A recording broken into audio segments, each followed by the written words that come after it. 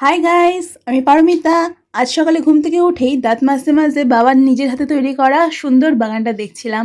সবুজের মধ্যে দিনটা শুরু করার মেজাজটাই কিন্তু একদম আলাদা। তারপর কাঁসার বোতল থেকে জল খেলাম, কারণ মা বলে এটা শরীরের জন্য ভীষণ ভালো। এরপর ল্যাপটপ নিয়ে কাজে বসে পড়লাম। বাইরে থেকে কাজ করা সবচেয়ে ভালো দিক কী হলো জানো? বাবার নিজের হাতে তৈরি করা 1 কাপ গরম চা পাওয়া। আমি আর বাবা একসঙ্গেই চা খেলাম, আর প্রকৃতির মাঝে বসে কাজ করার এই শান্তিটা আমি ভীষণ উপভোগ করি। আজ শ্রাবণ মাসের প্রথম সোমবার, তাই মা রান্না কদম ফুল দিয়ে শিব ঠাকুরের পুজোর একটা সুন্দর পরিবেশ তৈরি হলো।